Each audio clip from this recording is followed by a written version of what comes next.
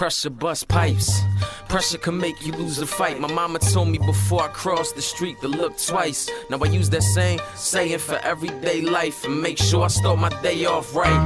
I count my recasts while I make my salas 5 times. Welcome to the first episode ever of The Grown Up in the Room.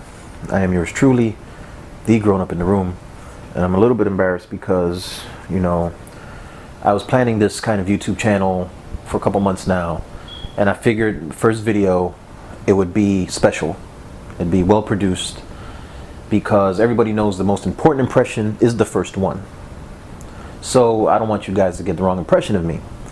But some things have happened the past couple of weeks that has kind of derailed me and distracted me.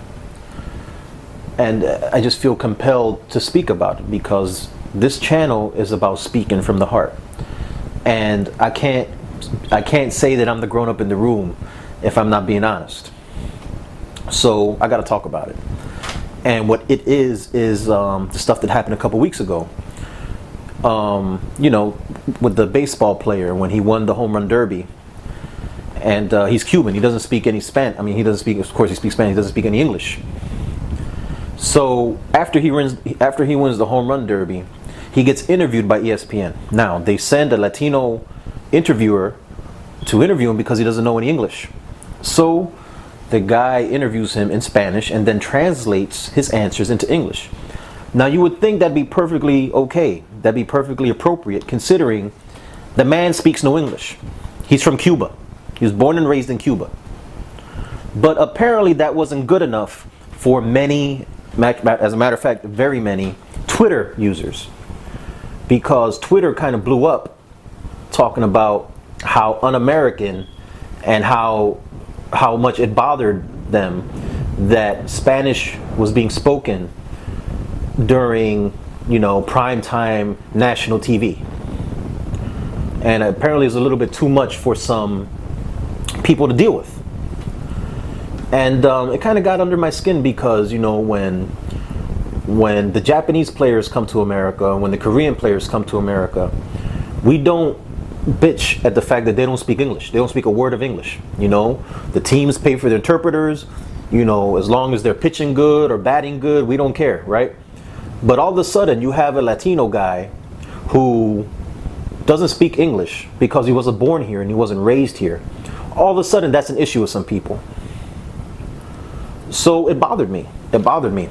But I kind of I swept it under the rug, and I let it be because I just attribute it to ignorance. Because we're all that way, we don't like it when people break out and speak a language we don't know, because then we automatically assume it's about us.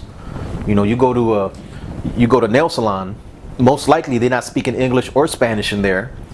So when they look at you and they're talking to the person next to them and then they start laughing, most likely it's about you. That goes for everybody, no matter what language you speak. And a lot of people are intimidated by that. So I let it slide. That's just one of those things. So then fast forward to the next day, during the actual baseball all-star game, right? Mark Anthony comes out to sing God Bless America. And once again, people on Twitter and the public in general seem to have a problem with someone who isn't blonde-haired, blue-eyed, or from the fucking state of Kentucky or Alabama or Arkansas, or wherever the fuck those fucking country singers come from. Because one of them aren't singing the national anthem, and because a dark-haired, olive complexion person who kind of rolls his R's a little bit, all of a sudden that's a problem. Not only that, they called Mark Anthony a Mexican in the Twitter comments. And look, there's nothing wrong with being Mexican. But Mark Anthony's been fucking doing this thing for about 20 years already, right? Mark Anthony's been making music since I was a teenager. He's a known guy. People know who Mark Anthony is. He was born and raised in New York. If you don't know that Mark Anthony's an American citizen, you're fucking stupid. Okay, you're fucking stupid. That's all I gotta say. You're fucking stupid. And if you can't tell the difference between somebody who's born and raised in New York and is Puerto Rican and somebody who's a Mexican, then you're not only stupid, you're ignorant. But then again, I let that slide. And you know why I let that slide? Because people are ignorant. And there's always going to be that segment of society that will judge people and not accept people because of who they are. You can't change that. So I said, fine. I moved on. I didn't get upset about it. I just, more ignorance, and you move on. But then something happened that set me off. It was the straw that broke the camel's back. It was some guy called Ken Crow, who's apparently some Tea Party bigwig, who organized some protests in front of the White House a couple weeks ago. And what were they protesting? Well, this is what they were protesting. They were protesting the path to citizenship and amnesty legislation that's in Congress right now. That's going to help a lot of undocumented immigrants become citizens. And some of them who are under threat of deportation, they're going to be fine because they're going to be granted amnesty. But that doesn't sit right with a lot of people. And I understand it's a contentious issue. And a lot of people disagree for a lot of different reasons. And I'm not going to really talk about those reasons or those things. That could be saved for a different video. What I want to talk about is what this guy actually said, because things got a little weird when people started talking shit. Okay? And I'm gonna read the quote because I got it on my phone, because I don't want to mess up what he actually said. Because when I heard it, I didn't hear it. When I read it, I couldn't believe what I was reading, because I couldn't believe people still talk this way in 2013. But this is pretty much what he says. All right? And I quote, he says, "From those incredible bloodlines of Thomas Jefferson and George Washington and John Smith and all of these great Americans, like Martin Luther King, these great Americans who built this country, you came from them." So he starts off by saying that you came from, or he says you, he doesn't mean you, like everybody you, he means you as white America. You as quote unquote real Americans. You came from Thomas Jefferson. You came from George Washington. Okay? And look, he mentions Martin Luther King, but don't kid yourself. All right? Don't kid yourself. He threw it in there because he felt as though he had to. All right? So anyway, he goes on, and now it gets even better. Okay? So he continues, and I quote, "And the unique thing about being from that part of the world," now he's talking about Latin America, "and the unique thing about being from that part of the world, when you learn about breeding, you learn that you can't breed Secretariat with a donkey and win the Kentucky Derby. You guys have incredible DNA, and don't forget it." This motherfucker says that you can't breed Secretariat with a donkey and win the Kentucky Derby. So for the more dense of you out there, what he's trying to say is that we got fucking donkey DNA. All right? That people that come from the part of the world that my family came from, and people who came from the Caribbean and Latin America, Central America, South America, Mexico, we all had apparently donkey DNA. And if you mix with us, you can't be a winner, because you guys are so much more superior than we are. So needless to say, I kind of had a certain reaction when I read those quotes, because combining that with the fact that you have this baseball player who's catching shit because he doesn't speak English, and combined with the fact that you have Mark Anthony who's catching shit because he rolls his R's and he sings "God Bless America," and combined with the fact that you're allowed to basically shoot somebody of color out in the open, out in the street, if they're scary enough, I think it's about time that I address this issue. Me, the grown-up in the room, is talking right now to white America. Okay? And I'm going to deal with this in the most mature, prudent, and pragmatic way that I know how. And in a way I think that's going to get through to you. I'm going to go on my own fucking racist rant right now. Right now, I'm going to go on my own racist rant. And you know why I'm going to go on a racist rant? Because I think you need to hear it. And I think people of all colors needs to hear it. Okay, so let's go. This guy is talking about breeding. He's talking about biology. All right, let's talk about breeding and let's talk about biology, right? Darwin was the guy who introduced the concept of survival of the fittest. What does that mean? It means what it says. It means each living thing moves on, evolves based on its fitness to survive. The survival of the fittest. It means what it says. Now, the number one indicator about a living thing's ability to survive, the number one thing you look at is its ability to breed. And nobody breeds like us. Nobody breeds like the fucking Latino people. All right? Nobody. And you know why? Because we're good at it. Okay? Everybody talks about the fucking Latin lovers. All right? And there's a reason for that, because we're fucking good at it. We don't teach our kids that they come home on fucking birds. All right? We don't teach them that birds bring them to their house. Okay? Me, my own father, told me to my face, you know, that he was with my motherfucking doggy style, and he told me the fucking music that was playing in the background, all right? That's how we roll. Stop laughing, because that's how we roll. All right? The men of the world love our women, and the women of the world love our men.